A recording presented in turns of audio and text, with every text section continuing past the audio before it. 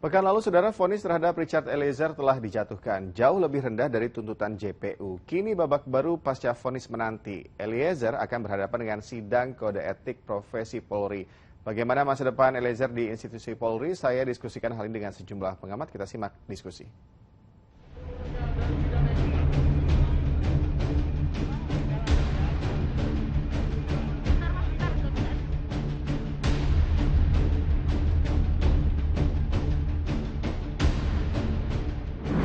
Setelah menghadapi vonis Majelis Hakim Pengadilan Negeri Jakarta Selatan, kini sidang kode etik profesi Polri menanti Richard Eliezer. Lalu seperti apa masa depan Eliezer di institusi Polri? Kita diskusi.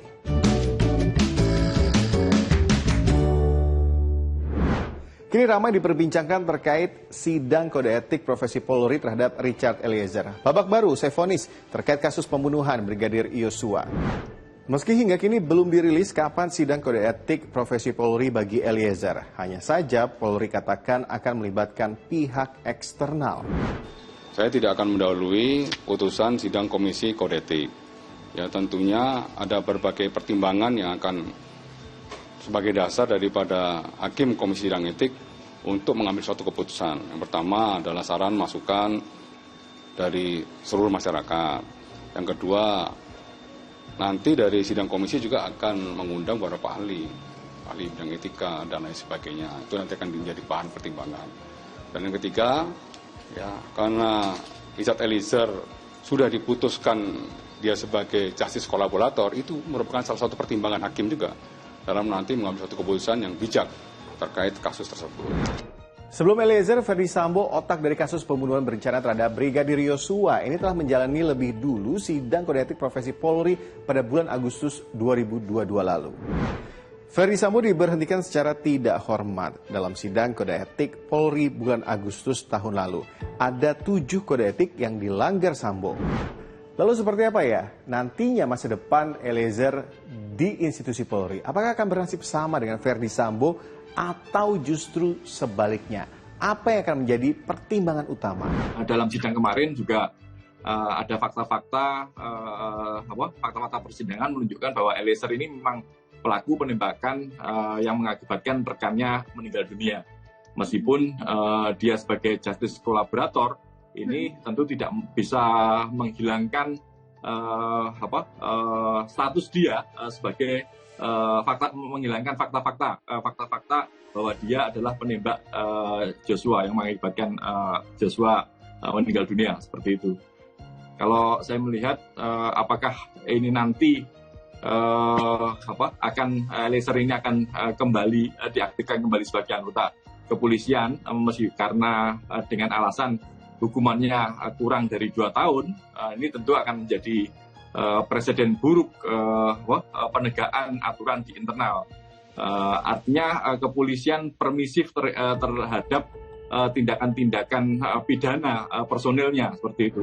Selain fakta-fakta dalam persidangan di Pengadilan Negeri Jakarta Selatan, lalu apa faktor lain, pertimbangan lain yang bisa meringankan atau justru memberatkan Eliezer dalam sidang kode etik nantinya? Beda dengan polisi-polisi yang lain, di mana dalam kebiasaan di kepolisian ada diskresi kepolisian, tetapi dalam BRIMOB ini apalagi untuk yang pangkat rendah, saya rasa ini tidak akan mungkin bisa diaplikasikan. Seperti katakan misalnya Ricky, kalau Ricky bisa melawan ya atau bisa menolak perintah Sambo, tetapi kalau untuk Eliezer tidak bisa. Nah, ini karena kultur BRIMOB tersebut. Nah, ini yang mesti harus menjadi perhatian. Kemudian yang kedua terkait dengan putusan yang ringan, ini karena Majelis Hakim menerima status justice kolaborator dari Richard Eliezer, dan Eliezer juga sudah membuka sebetulnya perkara ini menjadi terang benderang. Kita tunggu seperti apa jalannya persidangan, kemudian apa yang akan menjadi putusan dalam sidang kode etik profesi Polri Richard Eliezer. Yang pasti usai vonis kemarin tidak hanya itu yang diperbincangkan, banyak hal yang masih menjadi menarik perhatian masyarakat. Publik pun juga menanti bagaimana proses banding yang diajukan oleh Ferdy Sambo CS. Kemudian tuntutan keluarga Brigadir Yosua, diantaranya kenaikan pangkat 2 tingkat, restitusi hingga rumah Duren 3 dijadikan museum. Dari awal, kasus pembunuhan berencana terhadap Brigadir Yosua ini selalu menarik perhatian publik. Menjadi perbincangan masyarakat, babak demi babak hingga vonis kemarin. Hukuman mati sudah dijatuhkan bagi otak pembunuhan. Tapi nyatanya belum berakhir di sini. Lalu apa sebenarnya dampak dari kasus ini terhadap masyarakat, terutama penegakan hukum di Indonesia? Keterbukaan sidang dan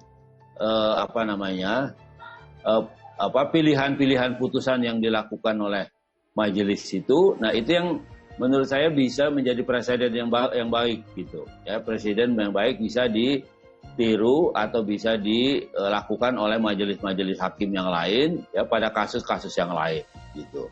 Ya, meskipun umpamanya kasusnya tidak terlalu terkenal, tidak diliput oleh media dan sebagainya gitu. Tapi cara menyidangkan dan memutuskan itu bisa menjadi bahan kajian atau bahkan bisa menjadi jurisprudensi diikutin gitu. Ya diikuti putusan yang menurut saya ini salah satu putusan yang memang memperhatikan rasa keadilan yang hidup di dalam masyarakat. Kasus pembunuhan Brigadir Yosua ini menunjukkan penegakan hukum bisa seiring dengan penegakan keadilan. Tapi gimana ya dengan kasus lainnya? Kita bahas di diskusi selanjutnya.